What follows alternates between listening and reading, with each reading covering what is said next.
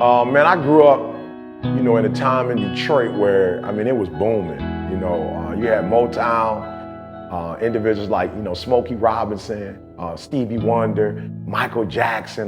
Detroit was like, man, you talk about metropolitan. Like when you think about the United States of America, in my time in the 70s, we were up there with Chicago, New York, LA. If it was happening in Hitsville, USA. Defense for the Vikings, the handoff, Dorsett up the middle. Here he goes, cuts to his right, going all the way. To the 30, to the 40. He's got two men to beat. To the 40, to the 30, to the 20, to the 10, the 5. Touchdown!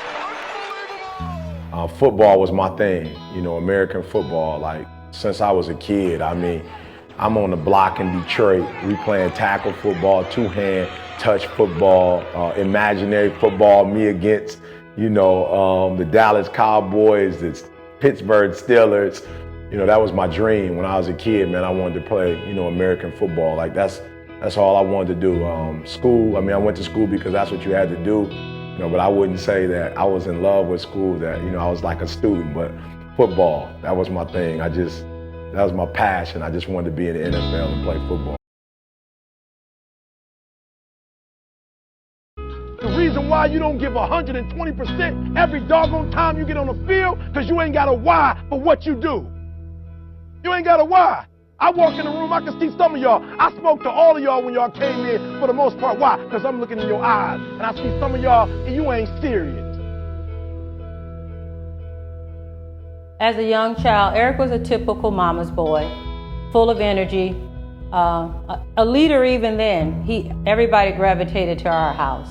When I was younger, man, my relationship with my mom was like, great. We were so close. We just had like an emotional attachment.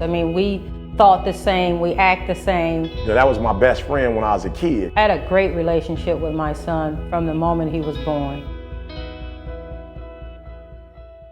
At the age of 12, I got some news that, kind of changed, I guess you would say, my life or my childhood forever.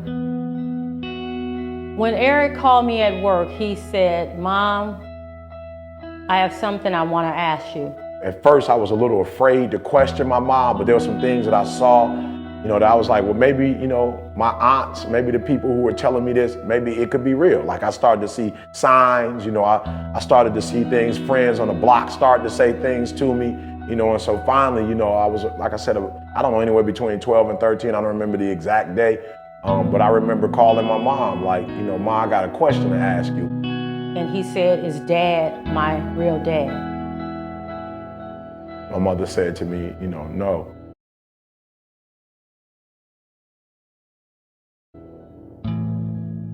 It was devastating, and I would encourage anyone, share with your child because somebody else will, and it's horrible when they find out from someone else.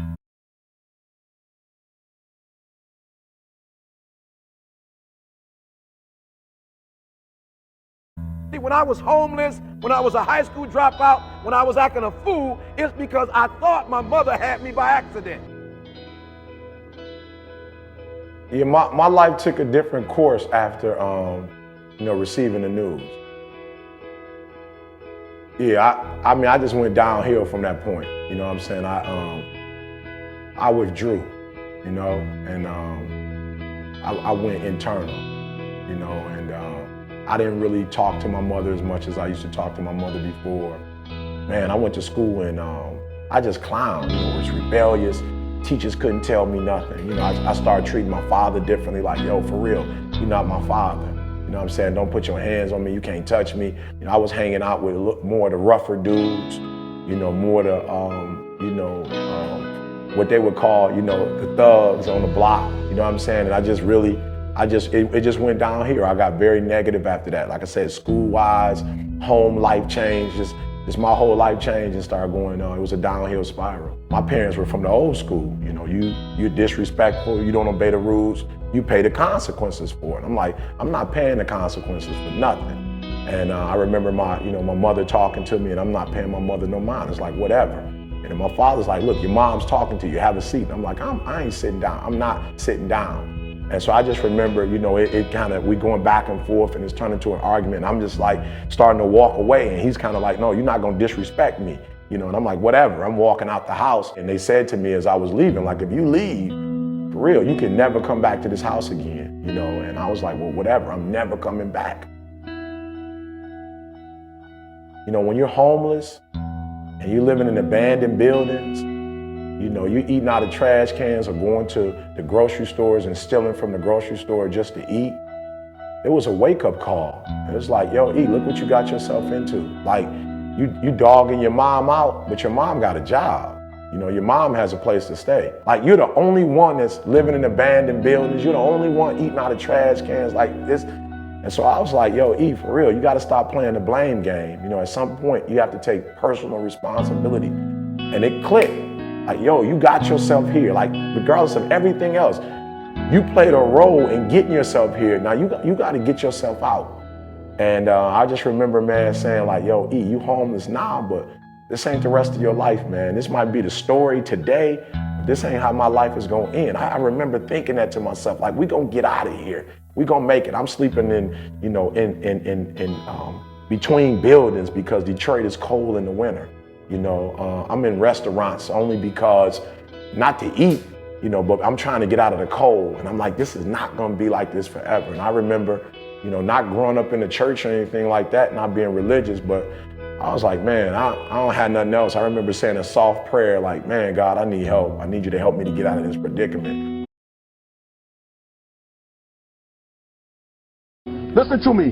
Pain is temporary. It may last for a minute or an hour or a day or even a year. But eventually it will subside and something else will take its place. If I quit, however, it will last forever. During my freshman year, a group of guys, we started a ministry on campus. We would do it every Tuesday, Thursday, and Sunday. And I mean, these guys were beasts. You know, one guy wanted to be a lawyer.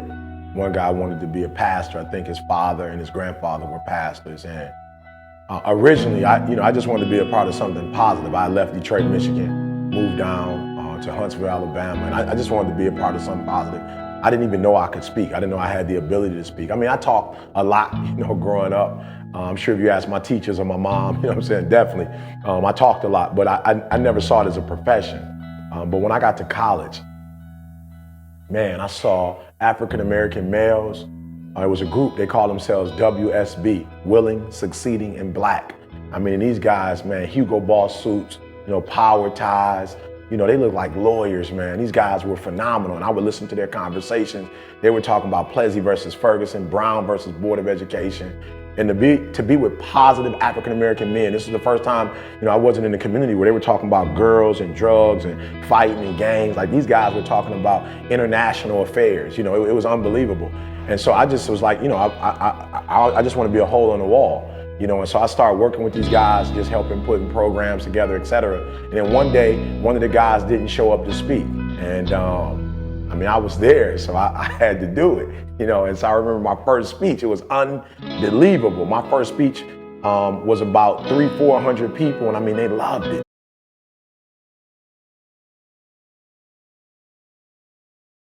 You know, when people came to me afterwards, like, yo, Eric, man, you said something that really pricked my heart. I was like, whoa. You know, it was like football for me. When I played football, you know, like, I was that guy. But there was nothing intellectual that I'd ever done, you know, that allowed, you know, me to get the same type of feeling I got from sports.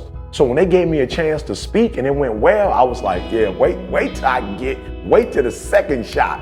And so, you know, each time I would speak, I would just feel, it was just, man, I felt superhuman.